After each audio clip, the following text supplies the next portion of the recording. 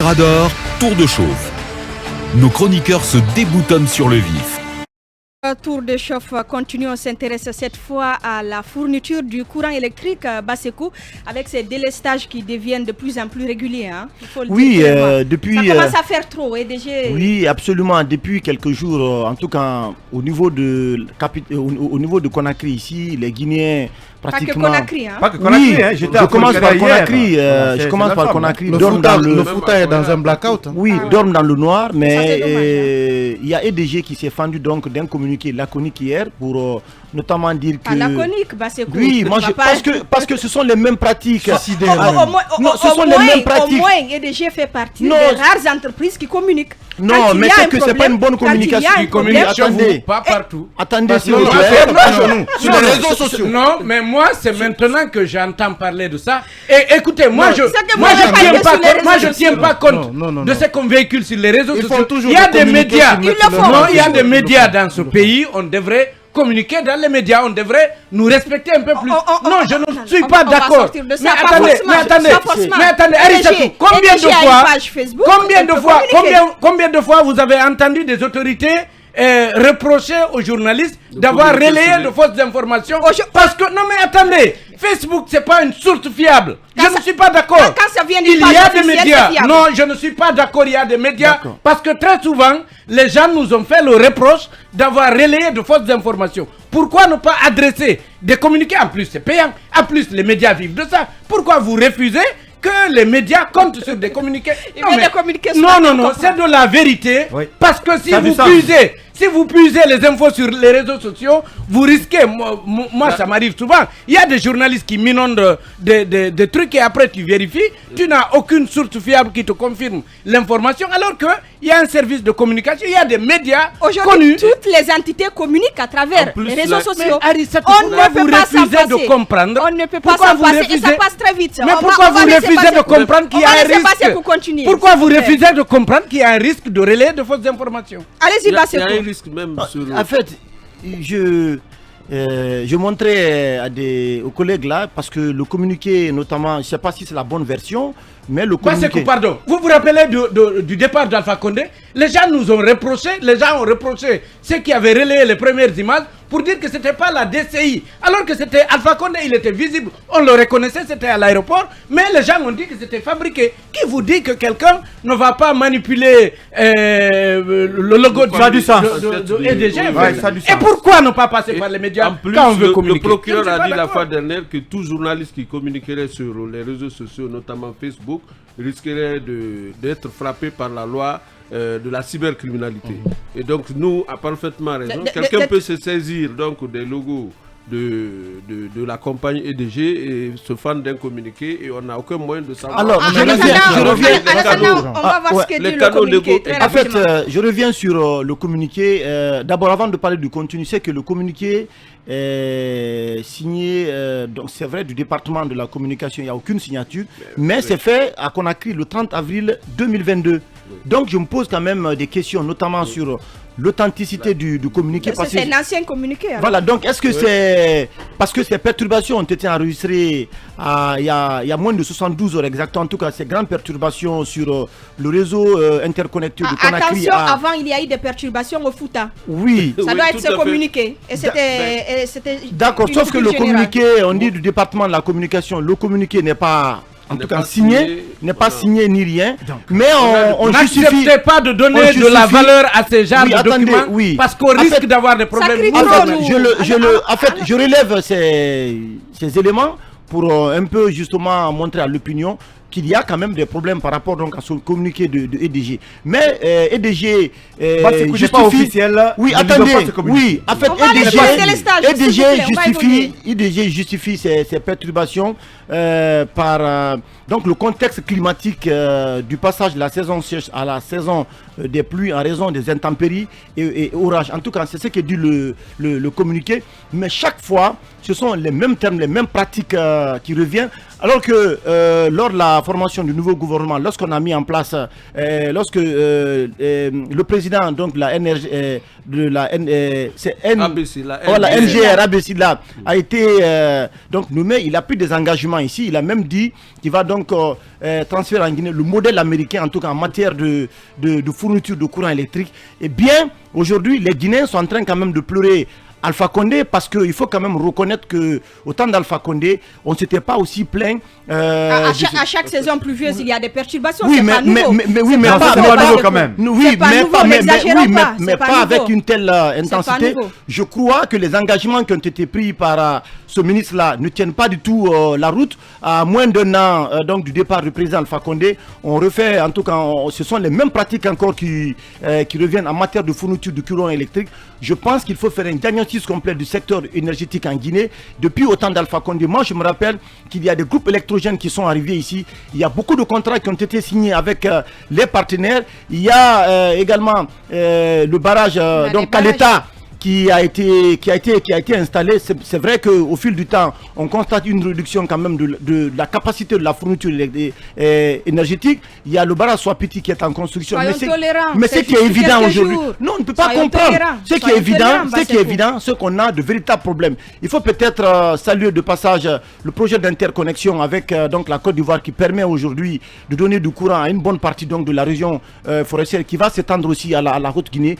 Mais c'est important aujourd'hui que les nouvelles autorités puissent se pencher sur le secteur énergétique en Guinée. Il faut faire un diagnostic complet de EDG, en tout cas à l'ensemble donc de toutes les structures, de tous les acteurs qui interviennent dans le secteur énergétique en Guinée. Il faut faire un diagnostic complet parce que la Guinée justement doit sortir de ces coupures intempestives. On ne peut pas continuer à nous justifier à tout moment que du passage de la saison chaude à la saison pluvieuse, et bien qu'il faut enregistrer des perturbations du courant électrique. Non, ça ne peut pas tenir. Franchement, ça ne peut pas tenir. En réalité, on a de l'énergie qui est produite sur la base de l'hydraulique, donc de l'eau. Je ne vois pas comment est-ce que de l'eau en flux dont on a besoin qui arrive et qui nous coupe le courant. C'est quand même pas facile à comprendre. Mais je veux dire là-bas, c'est qu'en fait que EDG n'a plus d'argument pour nous faire un quelconque diagnostic. Absolument. Le diagnostic du système, il est fait, il est connu, les mesures sont connues. Il faut qu'on arrête de sortir des excuses tout le temps. Le passage de la saison sèche à la saison hivernale, c'est partout dans tous les pays. Même dans les pays sahéliens, on enregistre ça. Au Sénégal, on enregistre ça, mais on ne connaît pas de blackout. Les EDG n'a pas d'argument en réalité aujourd'hui parce qu'on a suffisamment d'énergie. Mais c'est ce qu'elle te dit, Emmanuel. Il faut que les gens nous prennent au sérieux.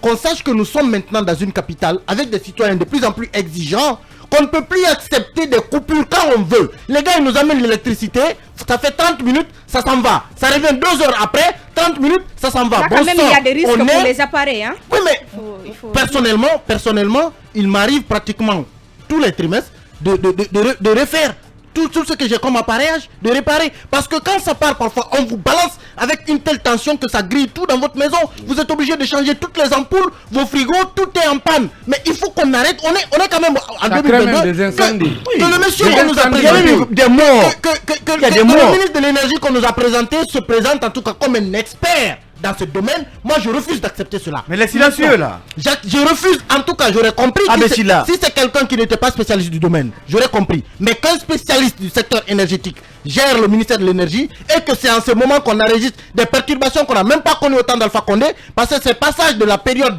d'étiage à l'hivernage, même au temps d'Alpha on les a connus, mais on n'avait pas connu des perturbations de ce genre là. Donc il faut qu'on nous prenne au sérieux, il faut qu'on sache qu'on est en 2022 et qu'on ne peut plus accepter ce genre de choses. Et si Alpha Condé nous écoute, j'ai envie de lui dire encore une fois, le courant qu'il nous a laissé, quelqu'un est venu, il a tout pris. Non, il n'a pas tout pris. Il commence à prendre. Oui, Arissa, je suis entièrement d'accord avec les uns et les autres. Je pensais qu'il allait être plus tolérant. Non, ils n'ont plus d'excuses. Vous savez que des gens reçoivent des factures faramineuses de 3 millions, de 4 millions de francs guinéens. Des entreprises sont incendiées. À côté de moi, il y a une entreprise qui a pris le feu la fois dernière là-bas, qui a entièrement à Lambaye. Oui, mais absolument. Marifala est là et EDG ne s'est même pas daigné passer un coup de fil. Ils ont été appelés, ils ont refusé de venir. Moi, je crois qu'ils n'ont pas d'excuses. Et ce passage de saison ailleurs, c'est l'hiver. Ailleurs, c'est plus violent qu'en Guinée. et nous amorçons la saison des pluies. Je crois que l'insécurité prévaut. Vous savez que les bandits opèrent dans l'obscurité. Donc si EDG nous écoute vraiment, il y a l'inquiétude. Comme l'a dit l'autre, le meilleur héritage d'Alpha Condé, c'est l'électricité. Et malheureusement, nous n'avons plus. Vous savez que Abessila, sous le régime d'Alpha Condé, avait eu le contrat d'exploitation des centrales de Tembo. Et on n'a rien à filtrer de là. Il a dit dans les médias qu'il a investi à l'époque plus de 30 millions de dollars. Mais vraiment, apparemment, tout ça mérite d'être enquêté. Tout ça mérite d'être enquêté. Et nous sommes vraiment dans l'insécurité aujourd'hui.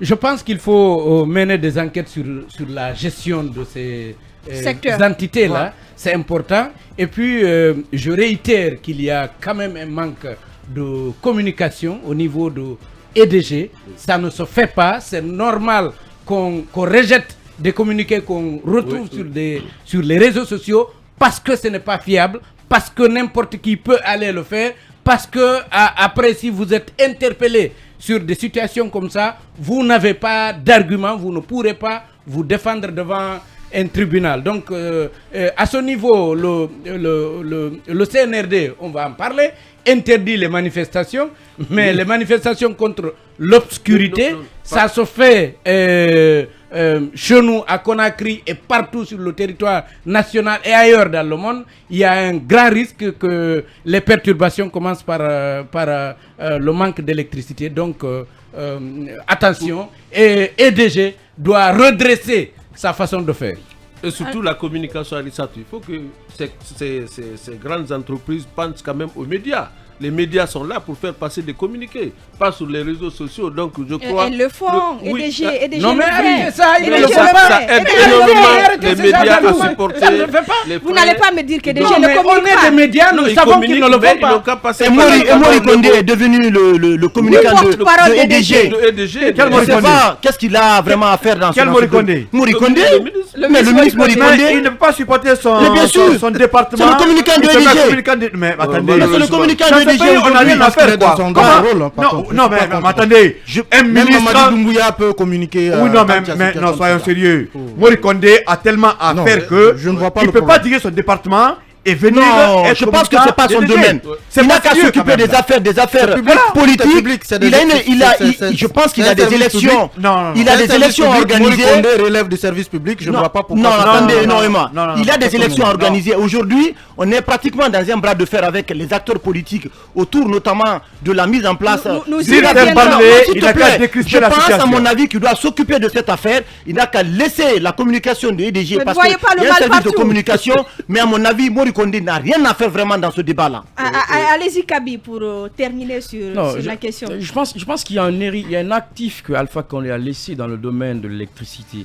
Et cet actif-là, il faut le consolider. Et je pense que c'est assez tôt que l'on constate ces délestages à tout va dans les quartiers. Et souvent, ça se fait de façon assez brutale. Nous, on le disait tout à l'heure, il faut éviter ces grèves dont on ne peut pas souvent identifier en amont. On a connu les grèves de la faim, les grèves pour le pain, l'électricité, on en a connu. Le Sénégal, qui est un pays assez stable, a connu des années. On a même trouvé après des solutions assez palliatives qui n'ont pas fonctionné de façon correcte. Je crois qu'il y a un travail important à faire là-dessus. Maintenant, sur les canaux de communication, j'ai envie de dire que si le EDG passe un message sur ces pages officielles certifiées, ça reste des moyens de communication. Et il faut aussi rappeler que c'est d'abord le public. Voilà, c'est important le choix du canal qui peut être lié aux réseaux sociaux. Ils ont des comptes certifiés. C'est pas comme quelqu'un qui balancerait des informations comme ça.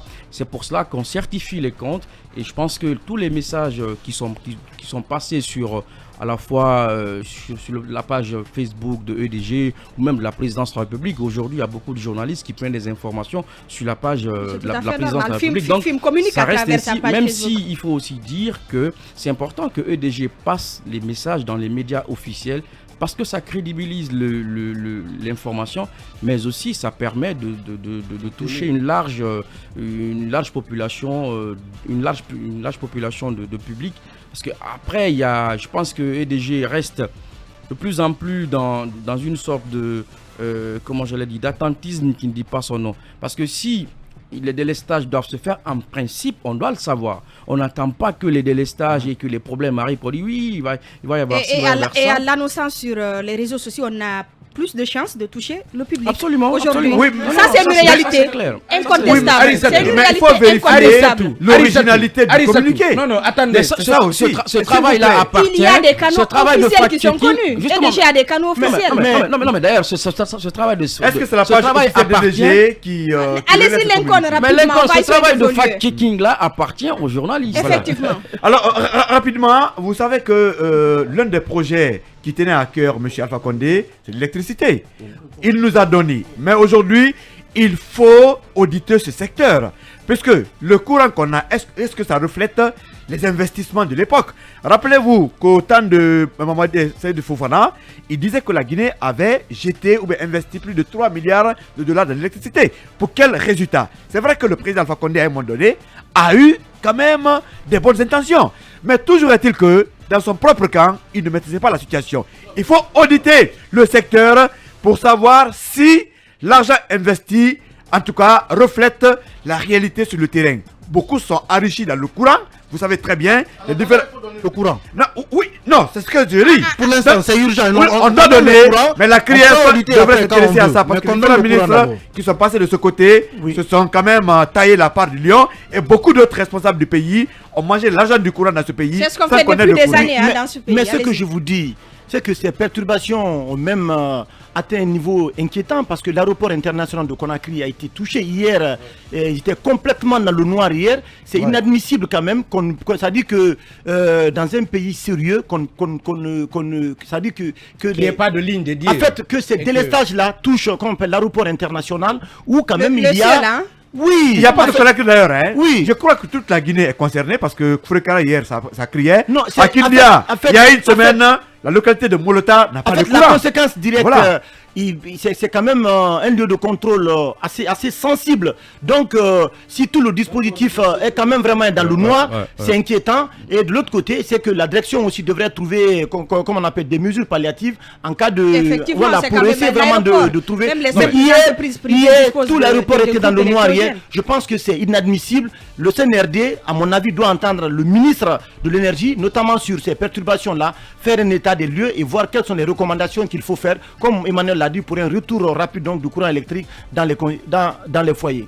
Parlant de communiquer sur les réseaux sociaux, je voudrais... Oui, c'est important que je précise que moi qui parle, je suis l'un des plus actifs sur les réseaux sociaux. Je le fais.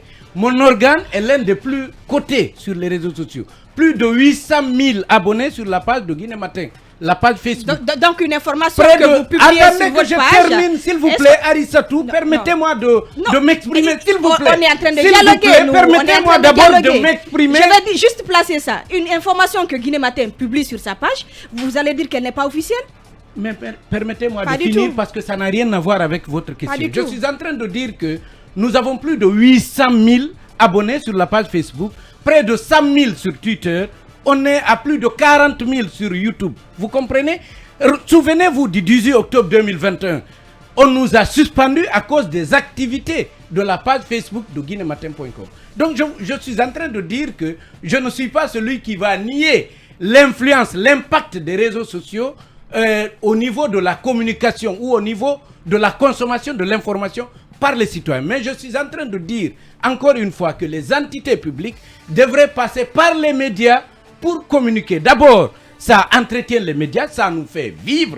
Vous comprenez? C'est pas rien ça. C'est important. Deuxièmement, quand je dis qu'il faut se méfier de passer par là, parce que nous travaillons avec des journalistes. FIM, Guinée Matin et tous les médias utilisent des journalistes qui, quelquefois, n'ont pas la possibilité de tout vérifier. Le fact-checking dont vous parlez, c'est pas tout le monde qui fait. Et ça prend du temps. Or, les gens ont envie de donner très rapidement l'information. Quand vous habituez les journalistes, nos confrères, les reporters, à puiser sur les réseaux sociaux et à traiter pour publier, ils peuvent se tromper entre une vraie information publiée par une page certifiée et une information relayée par des gens qui veulent manipuler. Attendez s'il vous plaît que je finisse. Allez-y. Je suis en train de dire qu'une information aussi importante qu'un communiqué de EDG qui peut empêcher probablement des manifestations de rue les médias méritent une certaine considération pour qu'on leur adresse ça par email. Je l'avais dit une fois quand la primature a publié une communication sur les réseaux sociaux. J'ai dit qu'on doit arrêter d'enrichir ceux qui ont créé Facebook, Twitter et autres, et qu'on fasse confiance aux médias locaux. Malheureusement, on ne peut plus s'en passer. Hein. C'est le monde. Moi, je suis d'accord. On ne peut plus s'en passer. Nous-mêmes, on l'utilise. Non, je suis d'accord. Mais parallèlement, nous a raison. Autant qu'on communique sur les réseaux sociaux, il faut utiliser quand même les médias traditionnels. C'est très important. Je suis d'accord. Je dis c'est pourtant important parce que ça nous concerne. Je suis d'accord que c'est important que l'on communique sur les médias officiels. Mais vous ne pouvez pas dire qu'en publiant une information sur une page certifiée d'une institution, que celle-ci peut entamer une information. J'ai dit qu'en habituant les journalistes à aller s'informer là-bas, il y a un risque. Laissez-moi vous dire. Les habitudes de consommation médiatique ont changé. Il faut s'adapter. Rappelez-vous qu'il y a 5 ans derrière, toutes les informations concernant la Maison Blanche étaient reprises sur Twitter. Est-ce que ça veut autant dire que ces informations-là n'étaient pas vraies? Il appartient aux journalistes de vérifier, de savoir quelles sources utiliser. Aujourd'hui, dans les plaquettes de formation, on apprend aux journalistes comment identifier une source, comment l'utiliser, et ces sources-là restent en réalité des sources d'information primordiales. Et je pense qu'une page certifiée de EDG qui balance une information là-dessus, c'est d'abord permettre à tous ceux qui vont sur Facebook, tous ceux qui vont sur les réseaux sociaux de s'informer, et ils sont des millions qui vont dessus. Prenez qui refusent d'envoyer la même information aux médias. Vous comprenez ça, vous acceptez ça. Dans un instant, c'est la politique qui s'invite dans Mirador.